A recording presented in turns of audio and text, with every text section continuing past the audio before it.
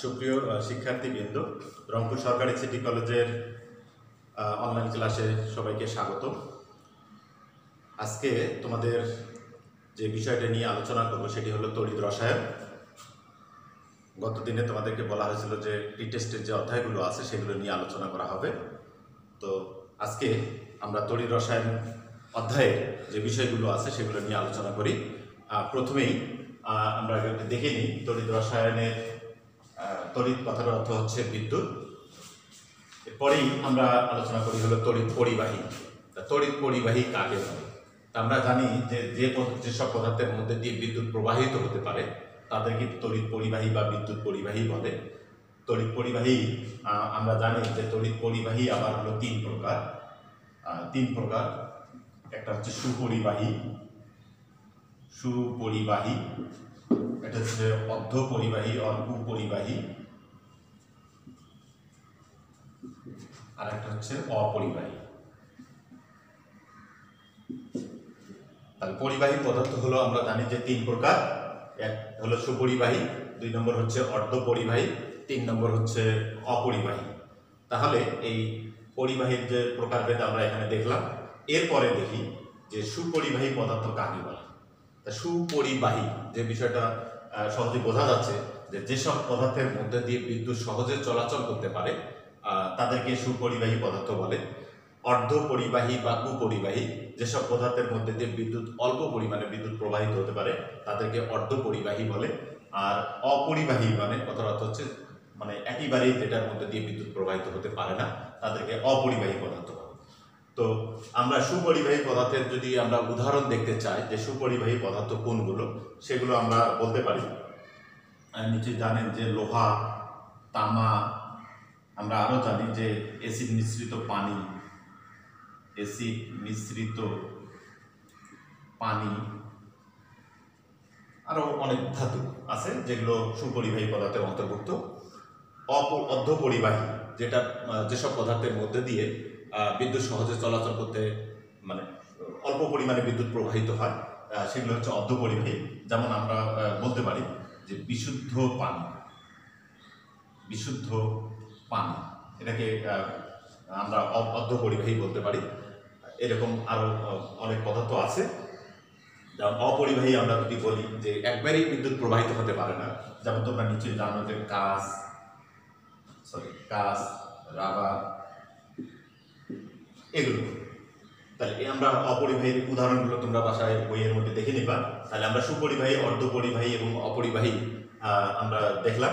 এরপরে আমরা দেখলাম যে সুপরিবাহী পদার্থ আরো দেখি যে প্রকারভেদ আরো আছে। যে সুপরিবাহী পদার্থ আরো আমরা জানি যে আরো দুই প্রকার। সেটা কি?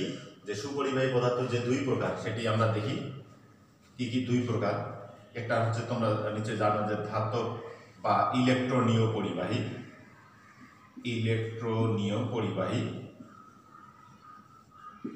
আর একটি হচ্ছে তড়িৎ বিশ্লেষ্য পরিবাহী।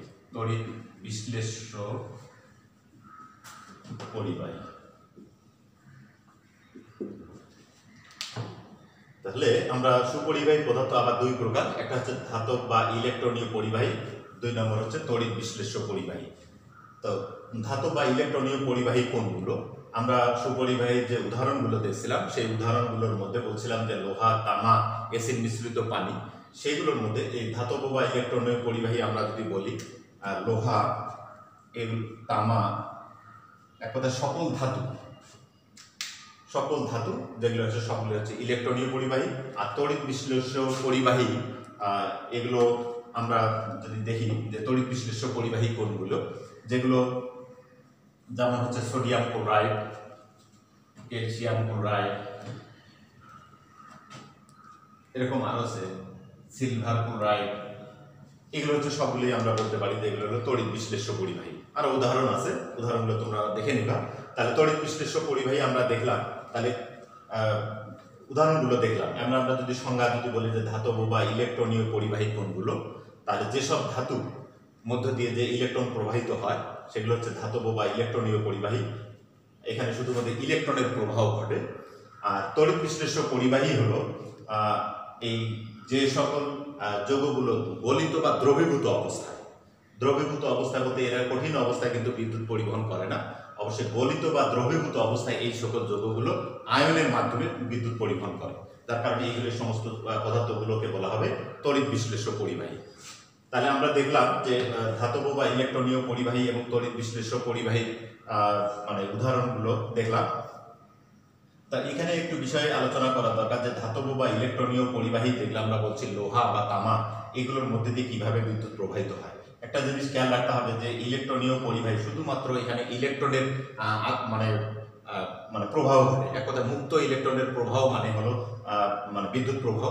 আমরা যে মানে বিদ্যুতের লাইনগুলো আমাদের যেগুলো আছে বাসা বাড়িতে যেগুলো আমরা ব্যবহার করি, এগুলো কিন্তু সবগুলো হচ্ছে ইলেকট্রনীয় পরিবাহী, শুধুমাত্র ইলেকট্রনের প্রবাহ দ্বারা এই মানে পরিবাহীগুলো কাজ করে।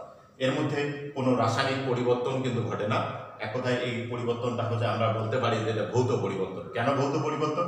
যে ইলেকট্রনের প্রবাহ ঘটে কিন্তু এর মধ্যে যেহেতু কোনো রাসায়নিক পরিবর্তন ঘটে না, এই কারণে এটাকে আমরা ভৌত পরিবর্তন বলি। কারণ হলো যে এর মধ্যে যে ধাতুর মধ্যে তোমরা নিশ্চয়ই জানো যে ধাতব বা ইলেকট্রনীয় পরিবাহী মানে একটা তার, যদি আমি বলি যে কপারের তারের মধ্যে দিয়ে বিদ্যুৎ প্রবাহিত হয়, যে আমাদের তারগুলো যেগুলো আছে সেগুলো কপার অ্যালুমিনিয়ামের তার, তো এই তারগুলোর মধ্যে দিয়ে কিভাবে বিদ্যুৎ পরিবাহিত হয়। তো আমরা যদি বলি যে ওখানে শুধুমাত্র ইলেকট্রনের প্রবাহ ঘটে, তার মানে আর কি হয়, তাহলে ওখানে কেন ইলেকট্রনের প্রবাহ ঘটার পরে আর কোনো পরিবর্তন হয় না, ওই জন্য আমরা বলছি ওটাকে ভৌত পরিবর্তন। তোমরা নিশ্চয়ই জানেন যে একটা ধাতব পদার্থ যদি হয় তাহলে সেখানে একটা ধাতব বন্ধন থাকে। বন্ধনটা কেমন? যে ধাতব পরমাণুর সঙ্গে পরস্পরের মধ্যে যে একটা বন্ধন হয় সেটি হলো ধাতব বন্ধন। ধাতব বন্ধনের মাধ্যমে যেগুলো যুক্ত, তোমরা এসএসসিতে একটু দেখছো যে ধাতব বন্ধনটা সম্পর্কে একটু ধারণার অবশ্যই পেয়েছো। তো আমরা তারপরেও একটু যদি দেখি যে ধাতব বন্ধনটা আসলে কিভাবে হয়, যেহেতু এটা একটু বোঝার বিষয় আছে। যে ধাতব বন্ধন আমরা যদি দেখি এরকম, আমরা যে কোনো একটা ধাতুর যদি বলি যে এইরকম প্লাস প্লাস অবস্থায় আমরা যদি দেখি ধাতব বন্ধনগুলো কিভাবে থাকে, এখানে আমরা দেখলাম যে এটা নিউক্লিয়াস, এগুলো এর মধ্যে প্রতিটা মানে ধাতুর যে সর্ববহিষ্ঠ স্তরের কক্ষপথের যে ইলেকট্রনগুলো আছে সেই ইলেকট্রনগুলো কিন্তু এইরকম করে মুক্ত অবস্থায় বাইরের দিকে প্রবাহিত হতে থাকে। তোমরা নিশ্চয়ই দেখতে পাচ্ছ যে প্রতিটা পজিটিভ আয়নের একটা করে ইলেকট্রন থাকে, আরো ইলেকট্রন আছে। এই ইলেকট্রনগুলো মানে এই ধাতব বন্ধনের মধ্যে এই মানে প্রতিটা ধাতুর যে ধাতুরই আমরা পরিবাহী হিসেবে আলোচনা করব, সেই ধাতুরের সর্ববহিষ্ঠ কক্ষপথে যে ইলেকট্রনটা আছে বা ইলেকট্রনগুলো আছে সেই ইলেকট্রনগুলো এইভাবে কিন্তু ধাতব বন্ধনের মধ্যে মুক্তভাবে কিন্তু চলাচল করে। যার কারণে আমরা বলি যেহেতু মুক্ত ইলেকট্রনের প্রবাহ মানে হলো বিদ্যুৎ প্রবাহ, সেই কারণে আমরা এই মুক্ত ইলেকট্রনগুলো এইভাবে ধাতব বন্ধনের মধ্যে থাকার কারণে আসলে এখানে বিদ্যুৎ পরিবাহিত হয়। আর বিদ্যুৎ পরিবাহিত হওয়ার সময় এইখানে দেখো যে এটি হলো এই নিউক্লিয়াস, আমরা জানি যে নিউক্লিয়াসের মধ্যে প্রোটন থাকে, সেই প্রোটনের কিন্তু পরিবর্তন হয় না, যার কারণে আমরা কিন্তু বলছি যে ইলেকট্রনের প্রবাহ হয়। যেহেতু এই ইলেকট্রনগুলো আবার প্রতিটা নিউক্লিয়াসের কিন্তু নির্দিষ্ট অধীনে মানে নির্দিষ্ট পরমাণুর যে নিউক্লিয়াস আছে তার অধীনে কিন্তু থাকে না, এটা কিন্তু মুক্তভাবে চলাচল করে।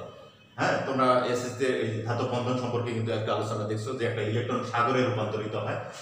তো যার কারণে আমরা বলি যে এখানে যদি ইলেকট্রনের প্রবাহ হয়, নিউক্লিয়াসে যে প্রোটনটা আছে সেই প্রোটনের কোনো পরিবর্তন হয় না, যে কারণে আমরা বলি যে এখানে কোনো রাসায়নিক পরিবর্তন ঘটে না এবং নিউক্লিয়াসেরও কোনো পরিবর্তন ঘটে না। তাহলে তার মানে হচ্ছে মুক্ত ইলেকট্রনের প্রবাহ মানে বিদ্যুৎ প্রবাহ। তাহলে আমরা এই জিনিসটা এখান থেকে জেনে ফেললাম। ওই জন্য আমরা অনেক সময় ছোট প্রশ্ন হিসেবে আমরা দিই যে ধাতব বা ইলেকট্রনীয় পরিবাহী ভৌত প্রক্রিয়া কেন। তাহলে ভৌত প্রক্রিয়া কেন, যে আমরা ওটাই বলতে পারি যে এই জন্য ভৌত পরীক্ষা, যে এখানে ভৌত প্রক্রিয়া যে এই ইলেকট্রনগুলো শুধুমাত্র মুক্ত ইলেকট্রনের প্রবাহ চলে, যার কারণে বিদ্যুৎ পরিবাহিত হয়, কিন্তু ওই পরমাণুর সংশ্লিষ্ট পরমাণুর যে নিউক্লিয়াস আছে নিউক্লিয়াসের কোনো পরিবর্তন ঘটে না, এক কথায় রাসায়নিক পরিবর্তন ঘটে না, যার কারণে আমরা এটা একটা ভৌত প্রক্রিয়া বলি। আরো একটা কথা বলা যায়, এই কানেক্টিং যেহেতু বিষয়টা আসছে, আমরা আরো ছোট প্রশ্ন হিসেবে আমরা অনেক সময় দিয়ে থাকি যে তাপমাত্রা বৃদ্ধিতে যে ধাতব বা ইলেকট্রনীয় পরিবাহী তড়িৎ পরিবহন ক্ষমতা হ্রাস পায় কেন। এই বিষয়টা একটু গুরুত্বপূর্ণ যে এই সমস্ত মানে ধাতব বা ইলেকট্রনীয় পরিবাহীতে যদি আমরা তাপমাত্রা বৃদ্ধি করি তাহলে মানে তড়িৎ পরিবহন ক্ষমতা হ্রাস পায়। তোমরা একটু যদি এখানে দেখো যে কিভাবে আসলে তড়িৎ পরিবহন ক্ষমতা হ্রাস পায়, আমরা যেটা দেখি যে এখানে স্বাভাবিক যে প্রক্রিয়াটা ঘটে সেটা তো আমরা কিছুক্ষণ আগেই দেখলাম। এখন তাপমাত্রা বৃদ্ধি পেলে এখানে কেন তড়িৎ পরিবহন ক্ষমতা হ্রাস পায়, আমরা জানি যে মুক্ত ইলেকট্রনের প্রবাহ মানে হলো বিদ্যুৎ প্রবাহ, এবং মুক্তভাবে যত বেশি চলাচল করতে পারবে ইলেকট্রনের প্রবাহ কিন্তু তত বেশি হবে। তো যদি আমরা এখানে তাপমাত্রা বৃদ্ধি করি, একটা ধাতুর মধ্যে যদি তাপমাত্রা বৃদ্ধি করি, তখন কি হবে যে ইলেকট্রনের তো প্রবাহগুলো চলতেই থাকবে, বেশি মানে দ্রুত চলাচল করবেই, পাশাপাশি এই যে নিউক্লিয়াস যেটা আছে, যে প্রোটনটা আছে, এই প্রোটনটারও কিন্তু একটু মানে নড়াচড়া শুরু হয়ে যায়। মানে নড়াচড়া করার কারণে মানে দোদুল্যমান যেটাকে আমরা বলি, দোদুল্যমান অবস্থায় প্রতিটা পরমাণুর যে নিউক্লিয়াসগুলো আছে, নিউক্লিয়াসের যে প্রোটনগুলো আছে, সেগুলোর মধ্যে একটু নড়াচড়া শুরু হয়, এবং খুব বেশি নড়াচড়া, যত বেশি নড়াচড়া হবে এই ইলেকট্রনগুলোও কিন্তু এরকমভাবে মুক্তভাবে চলাচল করবে। তো যত বেশি চলাচল করবে এই ইলেকট্রনগুলো, তখন এই প্রোটনগুলো যেগুলো আছে এগুলো দ্বারা কিন্তু আঘাতপ্রাপ্ত হয় ওখানে ওইটুক জায়গার মধ্যে, যে ইলেকট্রনের একটা আঘাত মানে পরে যে প্রোটন দ্বারা, ফলে এই মুক্ত ইলেকট্রনটা যেভাবে আগে প্রবাহিত হতো, বিদ্যুৎ প্রবাহিত হতো সহজে, সেটার একটা কিন্তু বাধাগ্রস্ত হয় এখানে। এই কারণে কিন্তু আমরা আসলে বলি যে তাপমাত্রা বৃদ্ধি করলে ইলেকট্রনের যেভাবে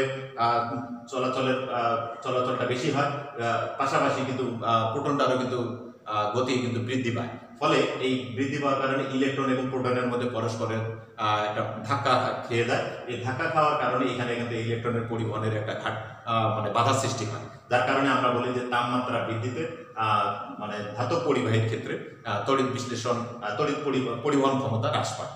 তো আমরা এই বিষয়টা একটু জানলাম। এরপরে আমরা আসি যে তড়িৎ বিশ্লেষ্য পরিবাহী। এখানে আবার কি হয়, তড়িৎ বিশ্লেষ্য পরিবাহী কিভাবে হয়? এরা আয়নের মাধ্যমে হয়। কিছুক্ষণ আগে তোমাদের সংজ্ঞাটা বললাম যে সকল যৌগগুলো গলিত বা দ্রবীভূত অবস্থায়, সাধারণত আয়নিক যৌগগুলো তড়িৎ বিশ্লেষ্য পরিবাহী।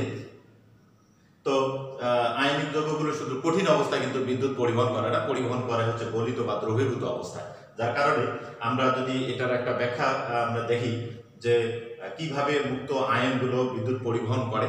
আর এইখানে আরেকটা জিনিস খেয়াল রাখতে হবে যে এইখানে যেমন আমরা বললাম তাপমাত্রা বৃদ্ধিতে তড়িৎ পরিবহন ক্ষমতা হ্রাস পায়, এইখানে কিন্তু যত বেশি তাপমাত্রা বৃদ্ধি পাবে তড়িৎ পরিবহন ক্ষমতা কিন্তু তড়িৎ বিশ্লেষ্য পরিবাহীর ক্ষেত্রে কিন্তু বৃদ্ধি পায়, কারণ মুক্ত আয়নগুলোর চলাচলের মানে পরিবহন ক্ষমতা বৃদ্ধি পায়, যার কারণে এখানে তড়িৎ পরিবহনের ক্ষমতাও বৃদ্ধি পায়। তো আমরা এই বিষয়টা আলোচনা করতে যে কিভাবে আসলে তড়িৎ বিশ্লেষ্য পরিবাহীর মানে বিদ্যুৎ পরিবহন করে, সেটি আমরা একটা চিত্রের মাধ্যমে একটু দেখতে পারি। আমরা দেখি।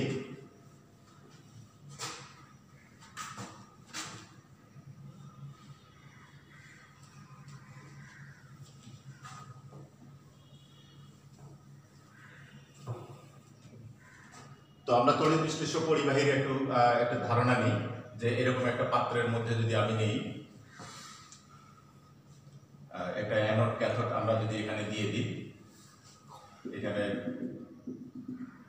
পানি আছে, যে কোনো একটা তড়িৎ বিশ্লেষ্য আমরা ধরে নিলাম যে এইখানে যে মানে তড়িৎ বিশ্লেষ্যটা দিব সেটা হলো সোডিয়াম ক্লোরাইড, আমি ধরে নিলাম। তো সোডিয়াম ক্লোরাইড যখন পানিতে দ্রবীভূত অবস্থায় থাকবে, তোমরা নিশ্চয় জানেন যে এটা একটা আয়নের জলীয় দ্রবণে সেই প্রোটন এবং ক্লোরাইড আয়ন উৎপন্ন করবে এবং দ্রবণে মুক্ত অবস্থায় থাকবে। আর অ্যানোড এবং ক্যাথোড আমরা দেখব যে এখানে সংযোগ দিয়ে দেব। এইভাবে এটা একটা ব্যাটারি এখানে সংযোগ দিলাম, যে ব্যাটারি হলো একটা ধনাত্মক প্রান্ত থাকবে, একটা হলো ঋণাত্মক প্রান্ত থাকবে। আমরা ধরে নিলাম যে এটা হলো একটা দণ্ড। তো আমরা এখন যেটা এখানে দেখব যে এটা একটা তড়িৎ বিশ্লেষণ প্রক্রিয়া। সংজ্ঞাটা একটু এখানে আরো একটা জিনিস আলোচনা করা দরকার, সেটা হলো তোমরা নিশ্চয়ই বইয়ের মধ্যে দেখে থাকবে যে তড়িৎ বিশ্লেষণ, আমরা তো দেখলাম যে তড়িৎ বিশ্লেষ্য পরিবাহী, তো দেখব তড়িৎ বিশ্লেষ্য পরিবাহী কোনগুলো, যে তড়িৎ বিশ্লেষ্য পরিবাহী হচ্ছে এগুলো তড়িৎ বিশ্লেষ্য পরিবাহী। তো এগুলোর মধ্যে দিয়ে আসলে ইলেকট্রন আদান প্রদান ঘটে। আর এইখানে একটা জিনিস দেখবো যে আমরা ওখানে ধাতব বন্ধনের মধ্যে দেখলাম কোনো ইলেকট্রনের কিন্তু আদান প্রদান ঘটেনি, কিন্তু এই তড়িৎ বিশ্লেষ্য পরিবাহীর মধ্যে কিন্তু আমরা দেখবো যে আসলে ইলেকট্রনের আদান প্রদান ঘটে। তো কিরকম ভাবে ইলেকট্রনের আদান প্রদান ঘটে সেটা আমরা দেখবো। তা তড়িৎ বিশ্লেষ্য পরিবাহীর মধ্যে প্রথমে আমরা দেখবো যে তড়িৎ বিশ্লেষ্য কোনগুলো। তড়িৎ বিশ্লেষ্য যে সকল যৌগ গলিত বা দ্রবীভূত অবস্থায় বিদ্যুৎ পরিবহন করে, এক কথায় সোডিয়াম ক্লোরাইড হচ্ছে তড়িৎ বিশ্লেষ্য, এটা হলো তড়িৎ বিশ্লেষ্য। আচ্ছা, এরপরে আমরা যদি বলি যে তড়িৎ বিশ্লেষ্য কোষ, পাশাপাশি দেখো যে তড়িৎ বিশ্লেষ্য সংজ্ঞা দেখলাম যে যে সকল যৌগ গলিত বা দ্রবীভূত অবস্থায় বিদ্যুৎ পরিবহন করে সেগুলো হচ্ছে তড়িৎ বিশ্লেষ্য বা তড়িৎ বিশ্লেষ্য পরিবাহী। আর তড়িৎ বিশ্লেষ্য কোষ কোনটা, যে পাত্রের মধ্যে এই তড়িৎ বিশ্লেষণ প্রক্রিয়াটা ঘটানো হয় সেই পাত্রটাকে বলা হবে তড়িৎ বিশ্লেষ্য কোষ। এবং এই তড়িৎ বিশ্লেষ্য কোষটা হচ্ছে অপরিবাহী পাত্র, মানে যেটার মধ্যে দিয়ে কোনো বিদ্যুৎ পরিবহন হবে না, এরকম একটা পাত্র হচ্ছে তড়িৎ বিশ্লেষ্য কোষ। আমরা এই পাত্রটাকে আসলে বলবো যে তড়িৎ বিশ্লেষ্য কোষ, এবং সেটা হলো অপরিবাহী পাত্র। তাহলে আমরা দেখলাম যে তড়িৎ বিশ্লেষ্য দেখলাম, তড়িৎ বিশ্লেষ্য কোষ দেখলাম। এরপরে আর একটা জিনিস তোমাদের এখানে সংজ্ঞা হিসেবে দেওয়া হয় যে তড়িৎ বিশ্লেষণ। তড়িৎ বিশ্লেষণটা কি? তড়িৎ বিশ্লেষণ হচ্ছে একটা হলো প্রক্রিয়া। এই যে পুরো একটা তড়িৎ বিশ্লেষ্য কোষের মধ্যে তড়িৎ বিশ্লেষ্য গলিত বা দ্রবীভূত অবস্থায় এই যে মানে বিদ্যুৎ পরিবহিত হয় বা ইলেকট্রনের আদান প্রদান ঘটে, সে কারণে আমরা এই পুরো প্রক্রিয়াটাকে বলা হবে তড়িৎ বিশ্লেষণ। এক কথায় যে প্রক্রিয়া তড়িৎ বিশ্লেষ্য কোষ দ্বারা ইলেকট্রনের আদান প্রদান ঘটে, তাদের এই প্রক্রিয়াটাকে বলা হবে তড়িৎ বিশ্লেষণ। এক কথা তড়িৎ বিশ্লেষণ হলো একটা প্রক্রিয়ার নাম, তড়িৎ বিশ্লেষ্য কোষ হলো এই পাত্রটার নাম যেটা অপরিবাহী পাত্র বলি। তড়িৎ বিশ্লেষ্য হচ্ছে এই যৌগগুলো, মানে তড়িৎ বিশ্লেষ্য বা তড়িৎ বিশ্লেষ্য পরিবাহী, এগুলো হচ্ছে এগুলোকে আমরা বলতে পারি। তাহলে আমরা মোটামুটি সংজ্ঞাগুলো দেখলাম যে এর এই একটা তড়িৎ বিশ্লেষণ প্রক্রিয়ার মধ্যে যে কিভাবে কোনটা কি জিনিস সেগুলো আমরা দেখলাম। এরপরে আমরা দেখব, তোমরা নিচে জানো যে অ্যানোড, ক্যাথোড, ক্যাটায়ন, অ্যানায়ন, এই সংজ্ঞাগুলো একটু দেখে নাও। যে আমরা এইখানে যেহেতু চিত্রটা আঁক করা আছে, এখানে আমরা অ্যানোড, ক্যাথোড, ক্যাটায়ন, অ্যানায়ন আমরা দেখব। যে অ্যানোড মানে কোনটি? তো আমরা জানি যে তড়িৎদ্বার, এটা হলো বাইরের বিদ্যুৎ, কিছুক্ষণ আগেই বললাম যে এটা কিন্তু আসলে একটা ব্যাটারি। তড়িৎ বিশ্লেষণ প্রক্রিয়া একটা জিনিস খেয়াল রাখতে হবে যে তড়িৎ বিশ্লেষণ প্রক্রিয়াটা চালানোর জন্য আসলে একটা ব্যাটারি কিন্তু সংযোগ দিতে হবে। তার মানে হচ্ছে যে তড়িৎ বিশ্লেষণ প্রক্রিয়ার মধ্যে ব্যাটারির উৎস থেকে এগুলোর মধ্যে ইলেকট্রনের আদান প্রদান করা হয়, মানে ব্যাটারি সংযোগ না দেওয়া পর্যন্ত কিন্তু এগুলোর ইলেকট্রনের আদান প্রদান হবে না। এটা হলো তড়িৎ বিশ্লেষণ প্রক্রিয়ার মধ্যে। এরপরে আরো কিছু বিষয় আছে, সেগুলো আমরা পরের ক্লাসে আমরা দেখবো। তো এখানে ব্যাটারি সংযোগ দেওয়া হলো, এখানে আমরা যে দেখবো যে তড়িৎ বিশ্লেষণ মুক্ত আয়ন হিসেবে জলীয় দ্রবণে দ্রবীভূত অবস্থায় থাকে। তাহলে আমরা তড়িৎদ্বার, এটাকে আমরা বলি তড়িৎদ্বার। এখানে কিন্তু আমরা দেখতে পাচ্ছি দুইটা তড়িৎদ্বার দেখা যাচ্ছে। এখন এই তড়িৎদ্বারগুলোর মধ্যে দেখলাম যে এই তড়িৎদ্বার, যে এটা ব্যাটারির যে বিদ্যুৎ উৎস আছে এর মধ্যে তোমরা নিশ্চয়ই জানো যে একটা ব্যাটারির মধ্যে ধনাত্মক এবং ঋণাত্মক প্রান্ত থাকে। আমি এখানে দিয়ে দিলাম এটা ধনাত্মক প্রান্ত। তাহলে যে তড়িৎদ্বার, এটা কিন্তু তড়িৎদ্বার যে তড়িৎদ্বার বাইরের বিদ্যুৎ উৎসের ধনাত্মক প্রান্তের সাথে যুক্ত থাকে তাকেই বলা হবে অ্যানোড। তোমরা নিশ্চয়ই জিনিসটা বুঝে থাকবে যে তড়িৎদ্বার বাইরের বিদ্যুৎ উৎস মানে যেখান থেকে বিদ্যুৎটা সাপ্লাই হবে সেটাই হলো, এখন ব্যাটারিটাই হলো এখানে আমাদের বিদ্যুৎ উৎস। হ্যাঁ, সেখানে আমরা তাহলে দেখবো যে তড়িৎদ্বার বাইরের বিদ্যুৎের ধনাত্মক প্রান্তের সাথে যুক্ত থাকবে তাকে বলা হবে অ্যানোড, আর যে তড়িৎদ্বার বাইরের বিদ্যুৎের ঋণাত্মক প্রান্তের সাথে যুক্ত থাকবে তাকে বলা হবে ক্যাথোড। তোমরা নিশ্চয়ই যে অ্যানোড এবং ক্যাথোড সম্পর্কে যে ধারণা সেটি নিশ্চয় পেয়ে গেছো। এরপরে আমরা দেখবো যে আসলে ক্যাটায়ন এবং অ্যানায়ন কোনগুলো। তো তোমরা একটু দেখে আসছো যে ধনাত্মক চার্জযুক্ত আয়নকে আসলে ক্যাটায়ন বলা হয়, আর ঋণাত্মক চার্জযুক্ত আয়নকে অ্যানায়ন বলা হয়। তো আমরা আরো সংখ্যাটা এইভাবে যে ধনাত্মক আয়ন সমূহ, তোমরা নিশ্চয়ই জানেন যে এই জায়গার মধ্যে যে ইলেকট্রনের ত্যাগ বা গ্রহণ যে ঘটে এই তড়িৎ বিশ্লেষণ প্রক্রিয়ার মধ্যে কোনটি কোথায় ঘটে। তো আমরা জানি যে সোডিয়াম আয়ন, এখানে ইলেকট্রনের ঘাটতি। তো যেহেতু আমরা জানি যে ইলেকট্রন এই ক্যাথোডের মধ্যে ইলেকট্রন এখানে বিদ্যমান, সে কারণে সোডিয়াম কিন্তু ইলেকট্রন পাওয়ার জন্য আসলে ক্যাথোডের দিকে ধাবিত হবে, আর ক্লোরাইড আয়ন যেটা আছে এটা হলো অ্যানোডের দিকে ধাবিত হবে। এক কথায় আমরা যদি ক্যাটায়নের সংজ্ঞা যদি দিতে চাই, তাহলে ধনাত্মক আয়ন সমূহ যে ক্যাথোড কর্তৃক আকৃষ্ট হয় বলে তাদেরকে ক্যাটায়ন বলা হয়, আর ঋণাত্মক আয়ন সমূহ যখন অ্যানোড কর্তৃক আকৃষ্ট হয় তখন তাদেরকে বলা হবে অ্যানায়ন। তাহলে আমরা ক্যাটায়ন এবং অ্যানায়ন সম্পর্কে মোটামুটি ধারণা পেয়ে গেলাম। তাহলে আরো একবার বলে নিই যে ধনাত্মক আয়ন সমূহ যখন ক্যাথোড কর্তৃক আকৃষ্ট হয় তখন তাকে বলা হবে ক্যাটায়ন, আর ঋণাত্মক আয়ন সমূহ যখন অ্যানোড কর্তৃক আকৃষ্ট হয় তখন তাদেরকে বলা হয় অ্যানায়ন। তোমরা আবার সহজভাবে বলতে পারেন যে ধনাত্মক চার্জযুক্ত আয়নকেই বলা হবে ক্যাটায়ন, আবার ঋণাত্মক চার্জযুক্ত আয়নকে বলা হবে অ্যানায়ন। আমরা তাহলে ক্যাটায়ন এবং অ্যানায়ন সম্পর্কে ধারণা পেলাম। এখন এই তড়িৎ বিশ্লেষণ প্রক্রিয়ার মধ্যে কিভাবে ইলেকট্রনের আদান প্রদান ঘটে সেটি আমরা একটু দেখে নিই, যে ইলেকট্রনের আদান প্রদান কিভাবে ঘটে।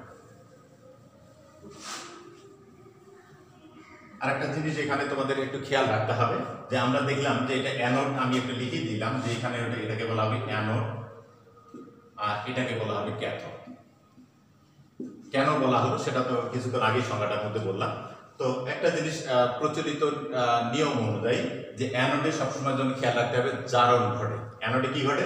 জারণ ঘটে। আর ক্যাথোডে হলো বিজারণ ঘটে। তোমরা নিশ্চয়ই জারণ এবং বিজারণের সংজ্ঞা মানে ক্লাসে মানে এর আগে এসএসসিতে পড়ে আসছো। জারণ বিজারণের সংজ্ঞাগুলো একটু দরকার। যে জারণ তার মানে হচ্ছে যেটি অ্যানোডে ঘটবে, তাহলে অ্যানোডে জারণ ঘটে, অ্যানোডে জারণ ঘটে। তাহলে অ্যানোডে জারণ কিভাবে ঘটবে? তাহলে আমরা দেখলাম যে এখানে অ্যানোড জারণ ঘটবে, তার মানে ইলেকট্রন ত্যাগ করে। তাহলে আমরা দেখলাম যে বিক্রিয়া কি করে? ইলেকট্রন ত্যাগ করে, সেটাই হলো জারণ বিক্রিয়া। আর যে বিক্রিয়া ইলেকট্রন গ্রহণ করে সেটাই হলো বিজারণ বিক্রিয়া। তো আমরা তাহলে অ্যানোডে যে জারণ ঘটে তাহলে আমরা এটা কিভাবে দেখব? তাহলে আমরা দেখে নিই যে এখানে ক্লোরাইড আয়ন আছে, নিচে দেখতে পাচ্ছেন যে ক্লোরাইড আয়ন, ক্লোরাইড আয়ন। তাহলে এটা অ্যানোডে জারিত হবে। কিভাবে জারিত হবে? ক্লোরাইড আয়ন কি করবে? ইলেকট্রন নিশ্চয়ই জানেন যে ইলেকট্রন ত্যাগ করবে, ইলেকট্রন ত্যাগ করে কিন্তু ক্লোরাইড পরমাণুতে রূপান্তরিত হবে। তাহলে আমরা ক্লোরাইড আয়নটা কি দেখলাম? যে ইলেকট্রন ত্যাগ করে কিন্তু ক্লোরিন পরমাণুতে রূপান্তরিত হলো। কিন্তু এখানে একটা জিনিস খেয়াল রাখতে হবে, যেহেতু ক্লোরিন কিন্তু দ্বিপরমাণু, এটা একটা গ্যাস, তো দ্বিপরমাণু হওয়ার কারণে ক্লোরিন কিন্তু পরমাণুতে পরিণত হয় বটে, কিন্তু হওয়ার সঙ্গে সঙ্গে সে আর একটা ক্লোরিন পরমাণু, আর মানে এক কথায় দুইটা ক্লোরাইড আয়ন দুইটা ইলেকট্রন ত্যাগ করে ক্লোরিন কিন্তু অণুতে রূপান্তরিত হয়, এবং এটি গ্যাস, এবং এটা এইভাবে আমরা চিহ্নিত করতে পারি। তাহলে ক্লোরাইড মানে আয়নটা ইলেকট্রন ত্যাগ করে ক্লোরিন পরমাণুতে হলো, আর একটা ক্লোরাইড আয়ন এরকম ইলেকট্রন ত্যাগ করে আর একটা ক্লোরিন পরমাণু, দুইটা ক্লোরিন পরমাণু একত্রে যুক্ত আসলে ক্লোরিন অণুতে রূপান্তরিত হলো, এবং এটা একটা গ্যাস, দ্বিপরমাণু গ্যাস। ফলে এইখানে দেখা যাবে যখন এইরকম ঘটবে তখন এখান থেকে বুদবুদ এরকম করে বের হয়, ক্লোরিন গ্যাসের এরকম বুদবুদ বের হয়। তাহলে আমরা দেখলাম যে অ্যানোডে যে জারণ ঘটে, তাহলে আমরা দেখলাম যে ইলেকট্রন ত্যাগ করে বিক্রিয়াটাই হলো জারণ বিক্রিয়া। তাহলে আমরা এখানে দেখলাম যে কিভাবে আসলে অ্যানোডে জারণ ঘটে সেটা আমরা ক্লিয়ার হলাম। এরপরে যেটা আমরা দেখবো সেটা ক্যাথোডে বিজারণ ঘটে। ক্যাথোডে বিজারণ ঘটে। কি বিজারণ ঘটে? আমরা সংজ্ঞার মধ্যে জানি যে যে দিকে ইলেকট্রন গ্রহণ করে তাকে বিজারণ বলে। তো বিজারণটা কিরকম? তো তোমরা নিশ্চয়ই দেখতে পাচ্ছেন যে এখানে সোডিয়াম আয়ন কিন্তু ইলেকট্রনের ঘাটতি Na+ হিসেবে মুক্ত আয়ন হিসেবে আছে Na+। তাহলে Na+টা আমরা কি এখান থেকে কি হবে? ইলেকট্রন গ্রহণ করবে। তাহলে ইলেকট্রন গ্রহণ করবে কথা থেকে যে এই যে ইলেকট্রন, যে ক্লোরাইড আয়ন যে ইলেকট্রন ত্যাগ করলো, সেই ইলেকট্রন কি করবে? এখানে ইলেকট্রন গ্রহণ করবে। তাহলে গ্রহণ করার ফলে কি হবে? সোডিয়াম ধাতুতে রূপান্তরিত হবে। তার মানে সোডিয়াম আয়ন ইলেকট্রন গ্রহণ করে সোডিয়াম কি হলো? ধাতুতে রূপান্তরিত হলো। তার মানে এই সোডিয়াম আয়নটা এই জায়গার মধ্যে এসে এরকম করে সোডিয়াম ধাতু হিসেবে এখানে জমা হবে।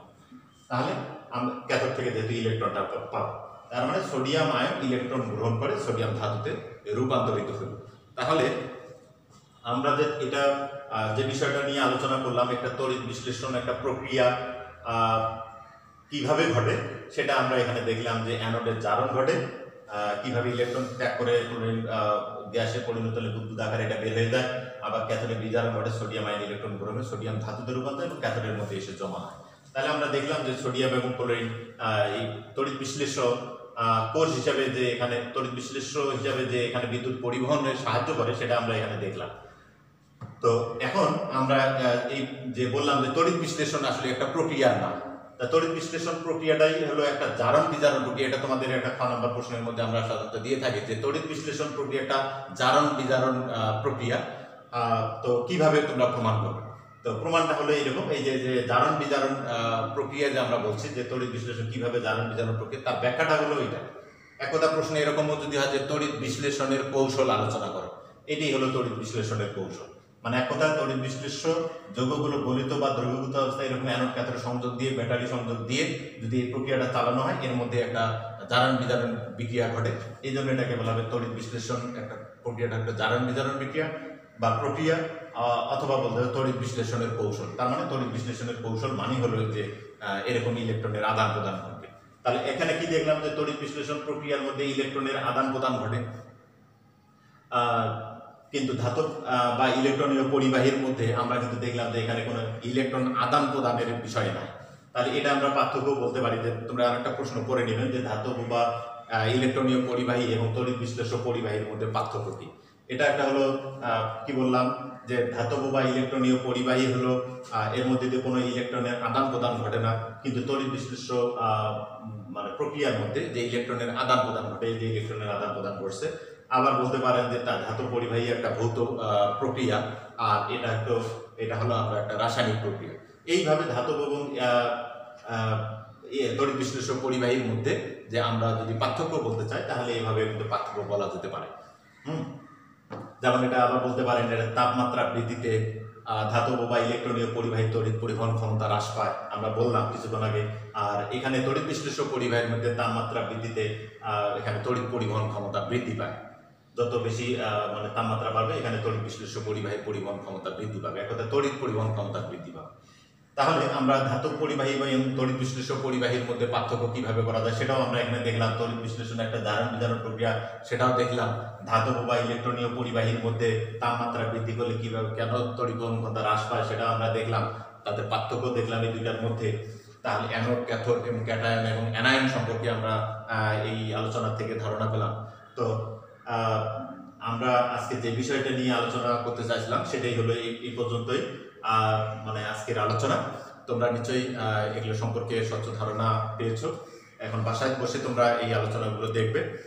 আমরা এরপরে যে বিষয়গুলো আলোচনা করব এরপরে ক্লাসে তোমরা আমাদের এই ক্লাসগুলো রেগুলার দেখবে, কারণ তড়িৎ রসায়ন চ্যাপ্টারটা আমি আলোচনা করতেছি এবং প্রথম থেকে শুরু করছি, যার কারণে তোমরা ক্লাসগুলো আশা করি রেগুলার দেখবা। তা সুপ্রিয় শিক্ষার্থীবৃন্দ, তোমরা নিশ্চয়ই বাসায় ভালো থাকো, নিরাপদে থাকো, আর সবার জন্য শুভকামনা এবং ক্লাসগুলো রেগুলার দেখবা এই আশাবাদ ব্যক্ত করে সবাইকে ধন্যবাদ।